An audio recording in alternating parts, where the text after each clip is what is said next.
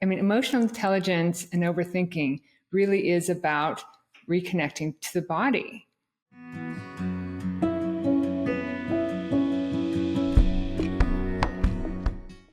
Hello, I'm Holly McNeill, and welcome to another episode of Pay Attention. It's a beautiful sunny day down here in Southern California.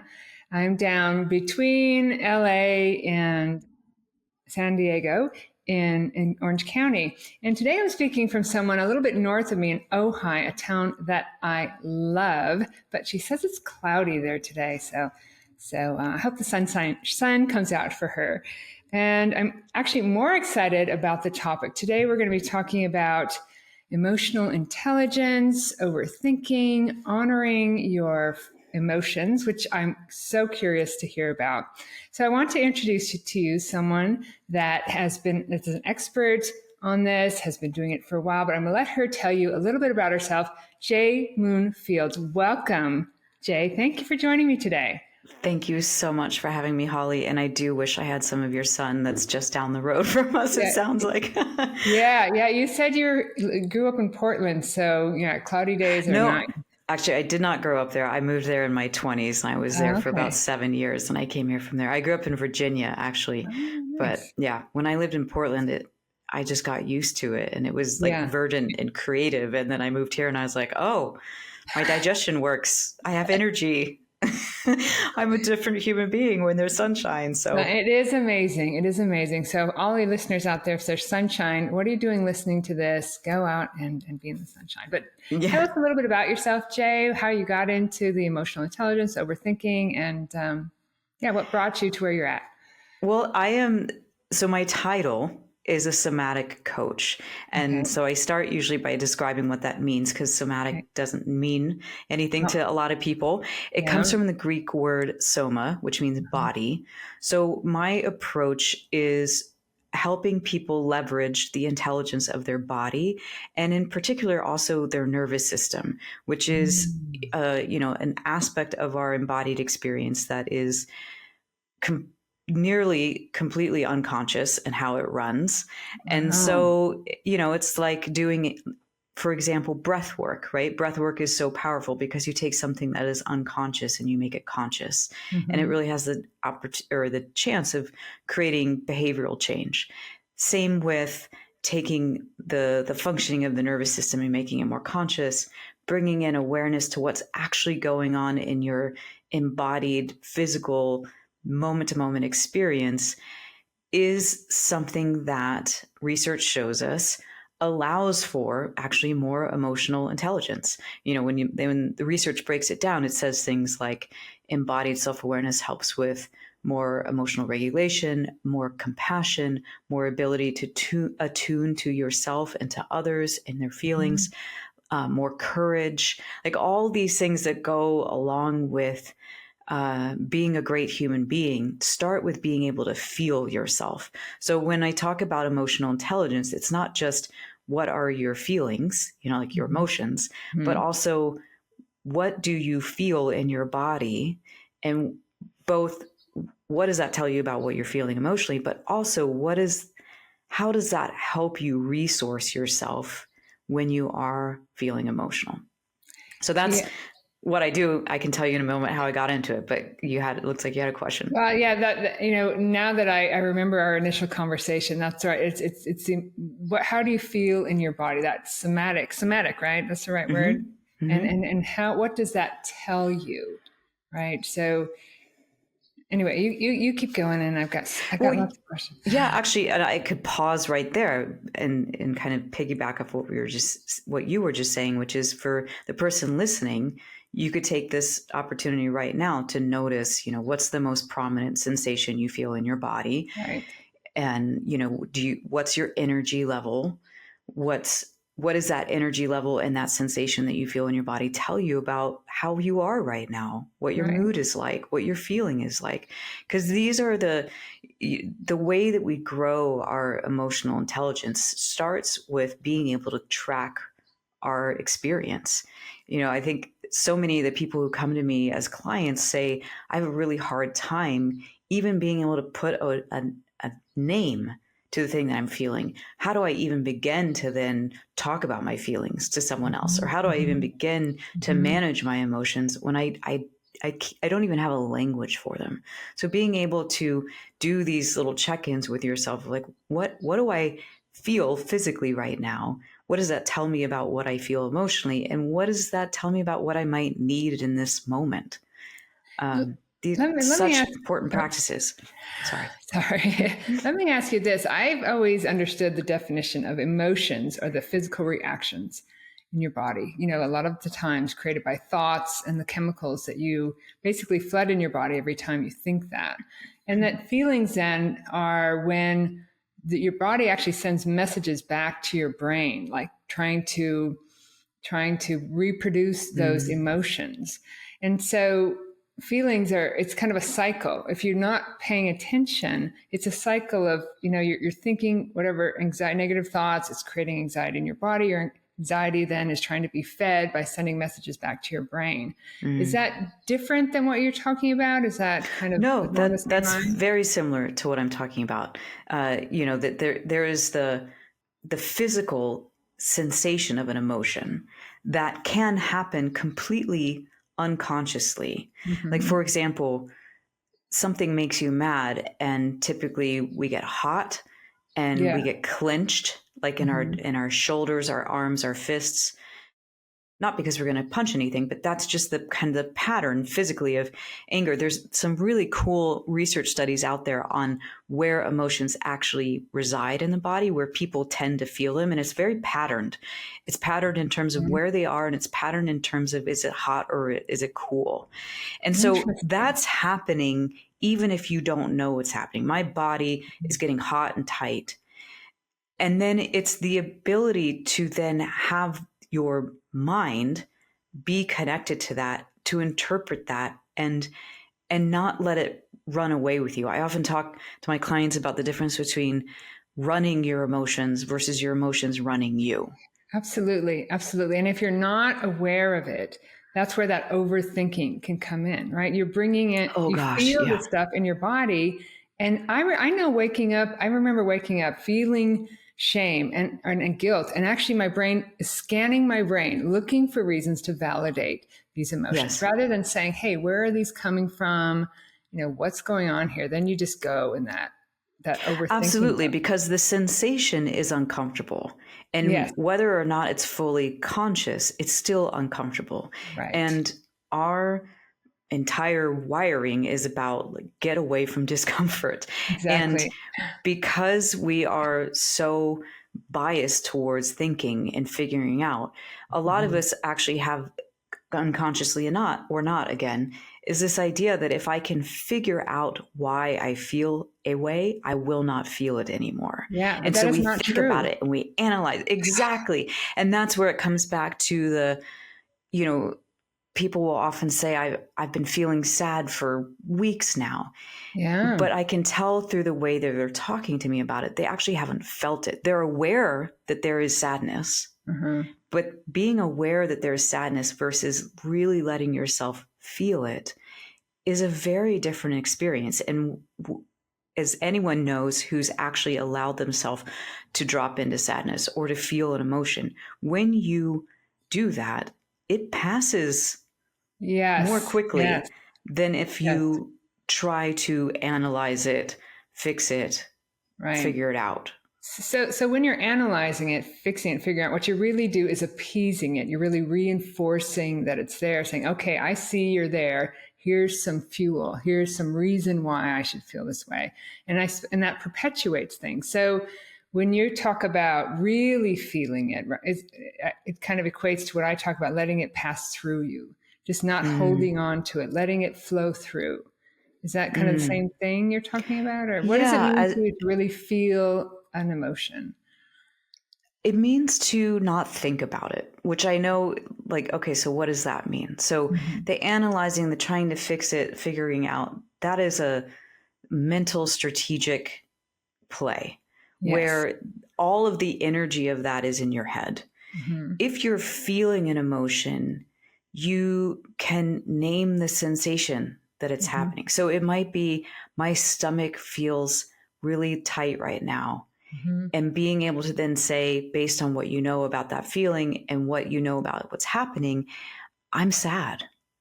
And Mm-hmm. then just saying to yourself, I'm sad, Mm-hmm. period. Mm-hmm. um, Yeah.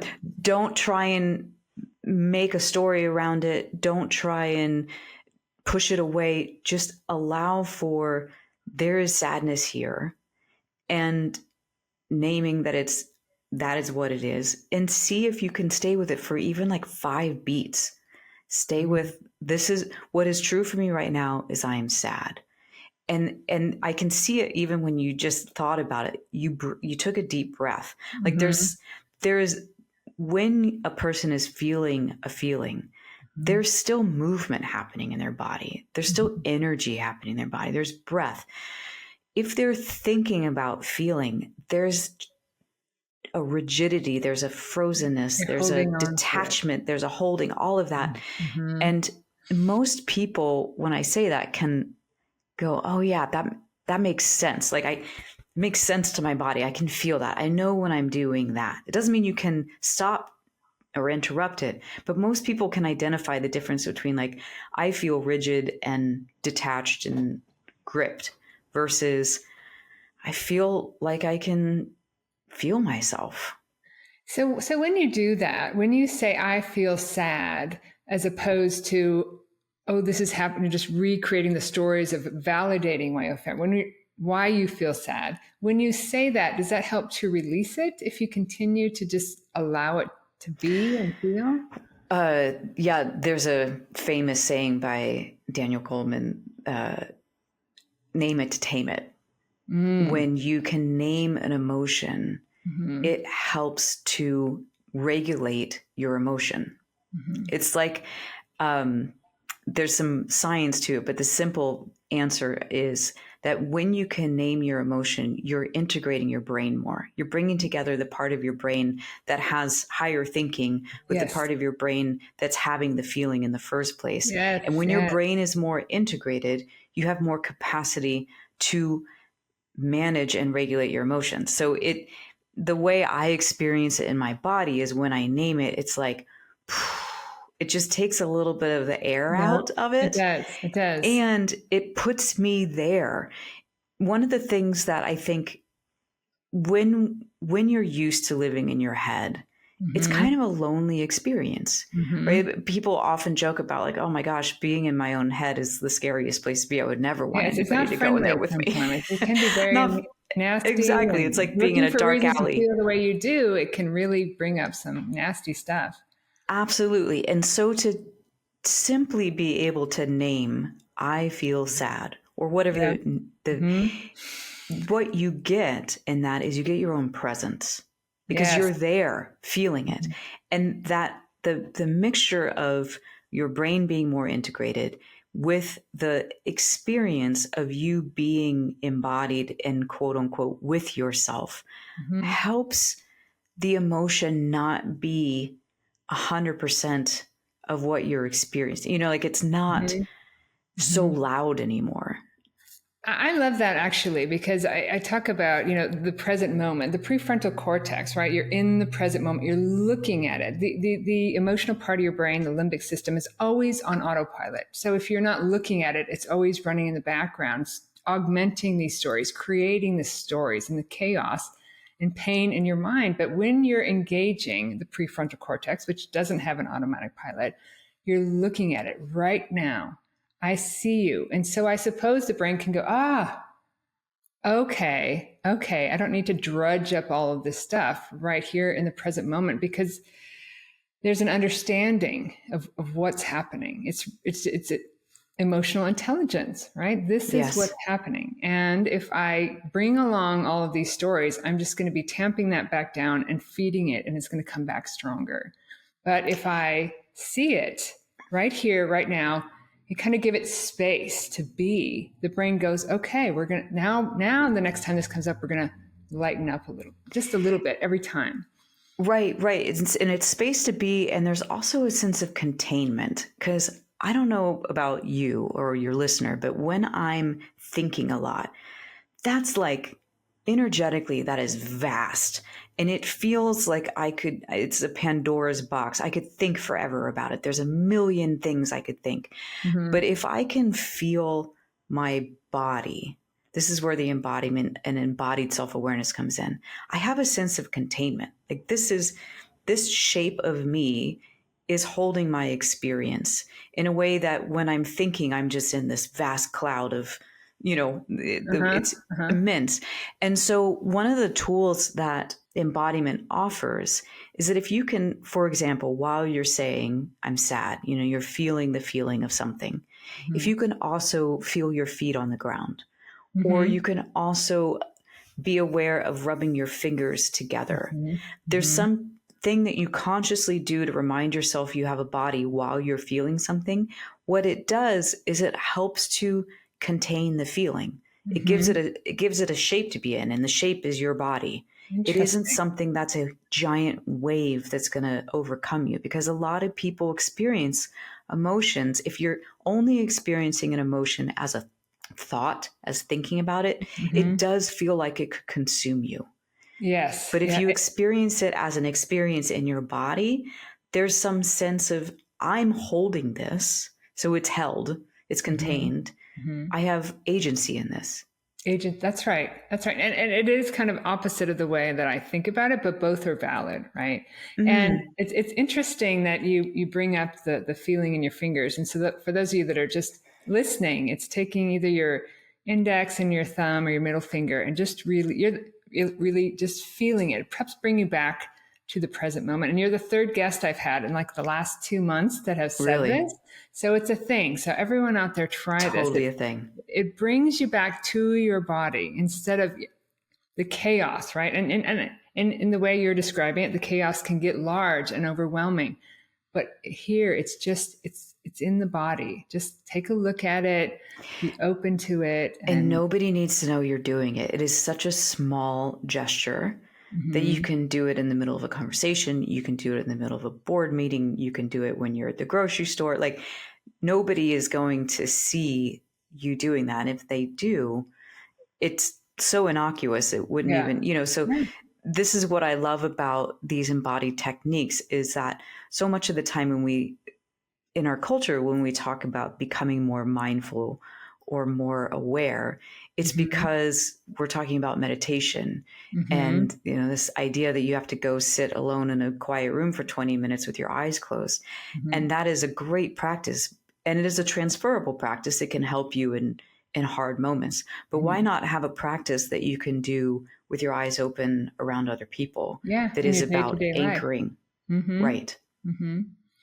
So the word somatic means touch, right? Or just really, what does the word somatic mean? It's from the Greek word soma, which means body. So somatic means of the body. We said that already. Yeah, that's okay. Yeah. Right. Well, I was thinking about the introduction to this podcast, but it really is, emotional intelligence and overthinking really is about reconnecting to the body, right? Yeah. It is about not letting your head go down that rabbit hole, always being out of control, because your body will reinforce that every time that you do. I've heard it called a barometer, that your body you can look inside and see, like you said, sense what you're feeling and know either, where you've been at. It's nothing you have to use as a guide, but you can look at it and be aware of it. And in that sense, in those negative feelings, you can start to release them. Well, and it's, as you talk about it, Holly, it reminds me of the thing about this embodiment work that I feel is so important, and that I never answered your question at the beginning, and kind of goes back to why I got into this, which is being able to feel yourself and feel your emotions helps you to grow trust in yourself. And I grew up as a sensitive person in a family and a culture that didn't really have the skill set for sensitive. And so I learned to do a lot of reading the room, reading other people, reading the environment, being who I needed to be. I used to pride myself when I was a teenager on being a chameleon. I can be anything for anyone. I can respond in any way, which means, how vacant is that? To be a chameleon is such I'm an empty shell waiting to be whatever you need me to be. Right. And that led me in my early 20s to make some really poor choices that I created a lot of pain for myself and others, because I didn't know how to be trustworthy to myself, and I didn't know how to be trustworthy to another person. I only knew how to create copacetic situations. Mm-hmm. And when they were no longer copacetic, I didn't have a skill set. Mm-hmm. Mm-hmm. And I didn't even have the language for, I don't know how to trust myself. I Wow. just knew the experience of it and how painful it was. And that's why I do this work. Yeah, well, I'm actually giving a talk at Yale coming up in a week or two, and talking about the quarter life crisis. And I think a lot of people hit that, and they don't understand why. And it comes from all that overthinking and Oh my making gosh, the choices from lack of tools, yes, yes. not And having so, modeling, all right. that. Yeah. So what you're talking about is very, very important. Having that understanding how important the body is to your mental well-being is critical, because you're right. There's not enough discussion about it. And even in your 20s, to have that insight, to at least see what was going on was very fortunate, I'd say, for you, because then you took a path to find those tools and create those tools, which is what you Mm-hmm. did. So Mm-hmm. I have one question I wanted to get back to, but this seems to lead into, what can you tell our listeners? What's anyone listening today? Where would what's, besides the just coming back to the present moment? Is there a tip you can leave them with, or just some insight they can a nugget they can take away with them? Yeah. So the magic tool that I've been sharing a lot recently is the two words, "Hey, wait." Yes, I saw that. And there's two applications of those. And the first application is really what we've been talking about. Mm-hmm. It's when you say to yourself, "Hey, wait." And it's the interruption. It's the, "Hey, wait, Yes. how am I right now in this Uh-huh. moment? Am I Mm-hmm. hungry? Do I need a nap? It's been a while since I've taken a breath of fresh air. Do I need to walk outside? Do I need to say something to someone? Hey, wait, this is the two words I want if you put it somewhere on your, sticky note somewhere, Yeah. that's your invitation to come back to what is happening in my body. Everything I said before, what's happening in my body? What does that tell me about how I feel? And what does that tell me about what I need? And Mm-hmm. then the second application of "Hey, wait," which is for another day, but I plant the seed for your Okay. listener, which is saying it to someone else. "Hey, wait, Okay. I didn't feel considered there. Hey, wait, Okay. I noticed that you said this, but you really seem to be doing something else. Can we talk Mm-hmm. about that?" Yeah. And the whole reason behind all of this emotional intelligence work is to put it into application, to Yes. be in relationship in a way that you have a good experience of yourself. And to me, the two words, "Hey, wait," are your magic, powerful tool to be able to, in any conversation, press pause and ask to be considered in a way that you haven't been before. I love that. I love that. And it's on your website, and it's perfect, and it's easy. So thank It's you so much easy. for that. Yeah. The thing I wanted Yeah. to mention before, you had talked about, and I don't want this episode to get too long, about how there's science that shows you can map where the emotional stresses are in your body. And I've had stomach issues for years. It's been my driver, it's been my teacher, but it seems like anytime I get that under control, my shoulders start to act up, right? It's like it moves. Mm-hmm. It's like, hey, it moves that that Yeah. that stress, or it's interesting how until you, I guess, totally resolve it, it's just going to move around in your body. But Well, yeah, I mean, I laugh because I taught yoga for 20 some years. And uh-huh. one of the things I used to say to people, if we were in some shape where their hips are getting a deep release, I would Yeah, always say something like, "Watch out for your jaw," or "Watch yeah, out for your shoulders," because once one thing is going to let go, something else yeah. will come back in. And I Definitely think a your lot of job. that just has to do with the level of familiarity of holding and Mhm. gripping that we have. Okay. There, at the level of the nervous system, there is some sense of protectionism when it comes to bracing, or when it comes to having something that is, requiring our attention in that way. And if you get rid of one without doing the bigger healing of, I'm trustworthy, I know how to take care of myself, I know how to regulate myself, then something else will typically come back in and be like, nope, we actually need to keep holding over here because this is part of how we stay safe. Wow. Wow. Back to that trustworthy. So, I mean, this journey has been amazing for me, and I've been on it for a long time, but still on it. Love that idea of really honing in on that trustworthiness of the self and understanding the body. So thank you. Yeah. That was Oh my beautiful. gosh. Yeah. I know the journey well, and I know that it doesn't stop. No, no. And I'm so grateful to be on it. But just to wind up, tell our listeners where they can find you, what you're up to lately, anything you want them to hear. And we didn't even get into the nervous system too much. So maybe I'll have you, if someday you'll come back, but just tell us what you're up Absolutely. to. Yeah. Yeah.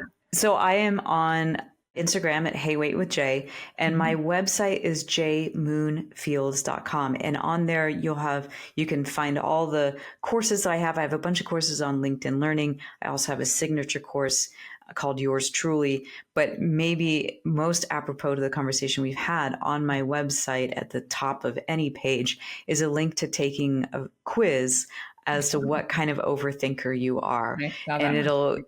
it'll spit out what flavor of overthinker you are, and some very specific embodied practices and mental reframes for you. Wow. Wow. Well, Jay, this has been educational and lovely and wonderful. Thank you so much for joining me. I hope you get some sunshine today. Yes. And certainly, I think you've brought some sunshine into at least my heart, into the hearts of the listeners. So thank Oh, you. thank you so much for having me, Yeah, Holly, and I hope yeah. it's helpful. It has been. And thanks everyone for listening. Head on over to Jay's website. Take that overthinking quiz. I think I'll definitely do that. Thinking happens in the present moment, but it's overthinking that keeps us in anxiety about the future, regret about the past, and just really kind of holding all that emotion in our body. So everyone has some sunshine today. And thank you so much for listening. And we'll see you on another episode of Pay Attention.